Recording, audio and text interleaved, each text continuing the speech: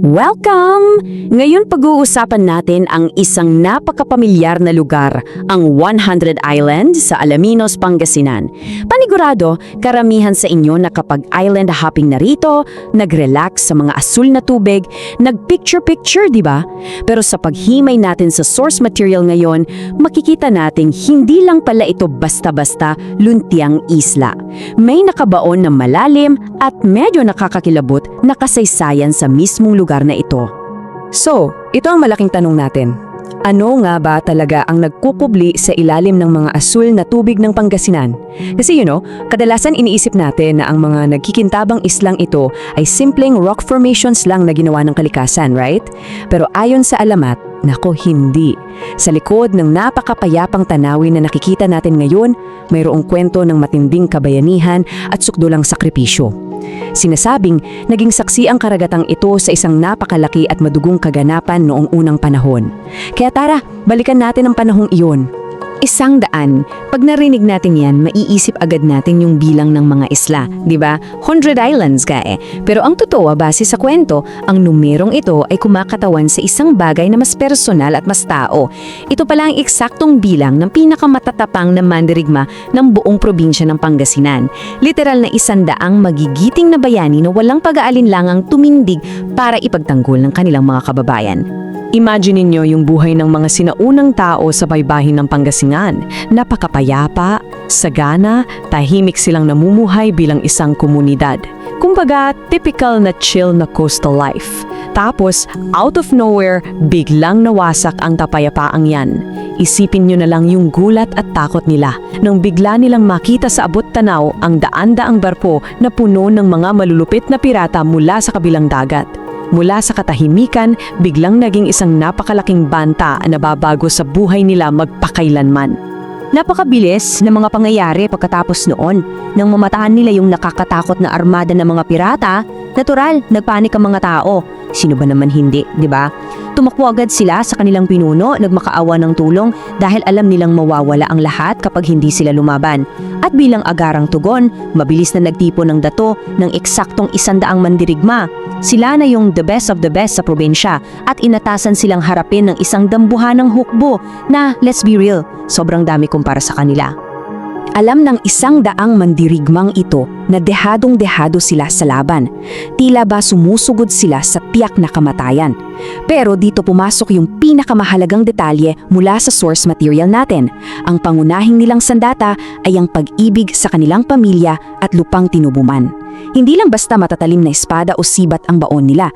Ang tunay nilang lakas ay nagmula talaga sa puso. Yung wagas na debosyon nila sa mga mahal sa buhay, yun mismo ang nagtulak sa kanila na sumagwan patungo sa panganib. Ang sumunod na nangyari, grabe, para talagang eksena sa isang epikong pelikula. Naganap ang isang napakalagim at madugong labanan sa gitna mismo ng asul na karagatan.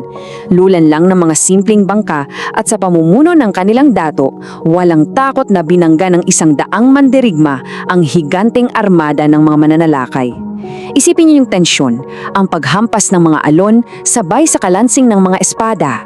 Walang atrasan to, ibinuhos talaga nila ang bawat patak ng kanilang lakas at dugo para harangin ang mga kaaway bago pa man makatapak sa buhangin ng Pangasinan. So, ano ang naging resulta ng epic na laban ng yon? Well, isa siyang tagumpay, pero sobrang pait.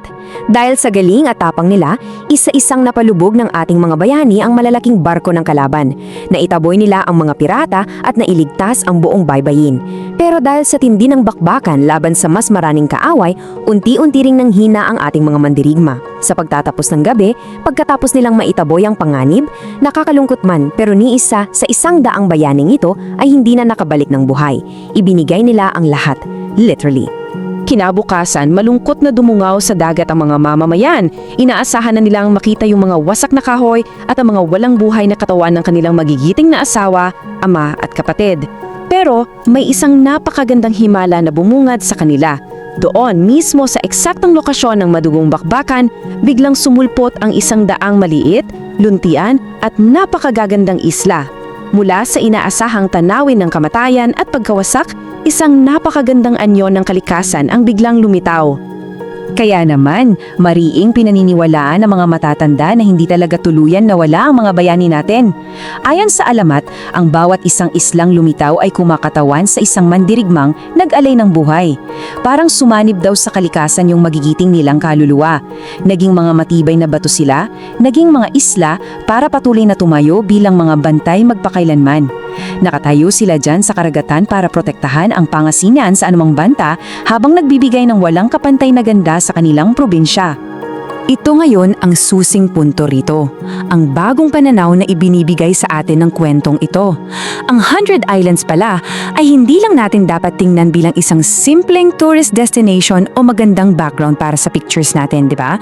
Dapat natin itong kilalanin bilang isang sagradong monumento, isang natural na bantayog na nagpapakita ng katapangan at sukdulang sakripisyo ng mga sinaunang tao. Bawat islang aapakan ninyo kapag bumisita kayo ron, may bit-bit na mabigat at napakagandang pamana ng pag-aasa. Nagbibigay ito sa atin ng isang mas malaking katotohanan tungkol sa kultura nating mga Pilipino. Ang tunay na kagandahan ay nakaugat talaga sa ating mga kwento ng kabayanihan. Yes, biniyaya ang Pilipinas ng napakaraming likas na yaman at nakakamamanghang tanawin. Pero ang nagpapalalim sa ganda ng mga lugar na ito ay yung mga kwento ng ating mga ninuno na nakadikit sa kanila. Hindi lang ito basta nakikita ng mata. Ang ganda ng ating bansa ay pinanday ng matibay na karakter at wagas na pag-ibig sa bayan. Ngayon, bago tayo magtapos, may i-share lang akong isang nakakagulat na trivia mula sa ating source material. Alam nyo ba na sa totoong buhay, pagdating sa pisikal na heograpiya, mayroong higit sa 100 isla ang bumubuo sa lugar na to? Actually, depende sa taas ng tubig, umaabot pa nga minsan ng mahigit 120. Pero pansinin nyo, sadyang pinili ng alamat na panatilihin ng focus sa numerong 100. Bakit? Kasi isa itong sinadyang pagkilala para laging tumatak sa kamalayan ng bawat henerasyon ang eksaktong bilang ng ating mga pinagpitigan ng mandirigma. Ang galing, no? At diyan nagtatapos ang paghimay natin sa makapangyarihang kwentong ito. Kaya iiwan ko sa inyo ang tanong na ito. Kung nakapunta na kayo o may plano palang mamasyal sa 100 Islands, ano ang paborito mong isla doon? At ngayong alam nyo na ang lalim ng kasaysayan nito, paano magbabago ang pagtingin ninyo sa mga puno, bato at buhangin doon? Ibahagi nyo naman yung mga naiisip nyo sa comments. Kasi nakakamangha talaga kung paano nagkakaroon ng panibagong buhay ang mga pamilyar na tanawin kapag nalaman na natin ang kwento sa likod nila. Hanggang sa susunod! Kung nagustuhan mo ang kwentong ito, huwag kalimutang i-like ang video, mag-subscribe at i-on ang notification bell para sa iba pang alamat at kwentong bayan. I-share mo rin ito para mas marami pang Pilipino ang makaalala ng kagandahan ng ating mga kwento.